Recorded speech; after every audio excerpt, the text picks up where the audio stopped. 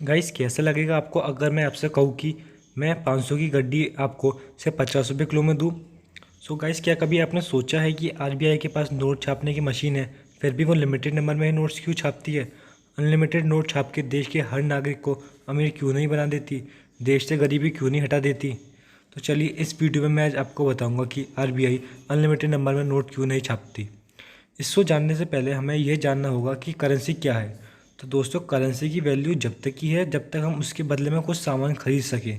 अगर उसके बदले में हम कुछ खरीद ही नहीं पा रहे हैं तो उस करेंसी की कोई वैल्यू नहीं है। भले ही हमारे पास करोड़ों रुपए क्यों ना हो, सब सिर्फ एक पेपर की तरह रह जाएंगे।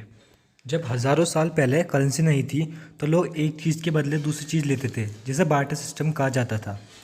लेकिन जब से करेंसी आ गई है तब से लोग इसके बदले सामान लेते हैं। जैसे कि इंडिया में रुपए चलते हैं, तो आपको कुछ सामान खरीदना हो तो आप रुपए देकर खरीद सकते हैं। तो फिर आरबीआई करोड़ों रुपए छाप के गरीबों को अमीर क्यों नहीं बना देता? अब सोचिए, अगर हर किसी के पास रुपए आ जाए तो कोई काम क्यों करेगा? जो बिजनेसमैन है वो बिजनेस क्यों करेगा? इतना बड़ा रिस्क क्यों लेगा? सब्जी वाला सब्जी क्यों बेचेगा? लोग पैसा क्यों कमाते हैं? लोग पैसा इसलिए ही तो कमाते हैं जिससे कि वो अपने फैमिली का पेट भर सके और नई नई चीज़ खरीद सकें। अब आप ही सोचिए कि अगर कोई कुछ काम ना करे और सिर्फ डिमांड करता रहे तो साधारण सी बात है कि सामान के प्राइस महंगे होंगे, क्योंकि डिमांड ज़्यादा है और सप्लाई कम है। जो चीज़ आप पहले 100 रुपये में खरीद रहे थे वो अब 200 में खरीदना होगी आपको। इसका मतलब क्या हुआ? इसका मतलब यही तो हुआ कि जो रुपये है उसकी कीमत गिर गई, क्योंकि जो चीज़ पहले 100 रुपये में आ सकती थी वो अब 200 रुपये में आ रही है। यही हुआ था जिम्बाब्वे और जर्मनी में। वर्ल्ड वॉर के टाइम में जर्मनी ने दूसरे देशों से कर्ज लिया था और वर्ल्ड वॉर हार गई थी, बट उसको तो अपना कर्ज चुकाना था।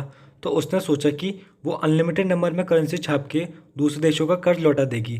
बट ऐसा करते ही वहाँ हाइपर इन्फ्लेशन आ गई, मतलब महंगाई बढ़ गई, महंगाई आसमान छूने लगी और जर्मनी की करेंसी की वैल्यू बहुत कम हो गई थी। और एक समय तो ऐसा आया था कि लोग नोटों का एरोप्लेन बनाते थे और नोटों से खेलते थे, क्योंकि क्या फ़ायदा ऐसी करेंसी का जो जिससे कि जो चीज़ आप पहले 10 में खरीदते थे अब वो आप 1000 में खरीद रहे हैं। ऐसा ही हुआ था जिम्बाब्वे में। वहाँ गवर्नमेंट ने इतनी नोट छाप दिए थे, मतलब इतनी करेंसी छाप दी थी कि लोगों को ब्रेड और बटर लेने के लिए बैग भर भर के रुपए ले जाने पड़ते थे। और एक टाइम तो ऐसा आया था कि जिम्बाब्वे की करेंसी की वैल्यू दुनिया में सबसे कम हो गई थी। और इतना ही नहीं, $1 की कीमत इतनी हो गई थी।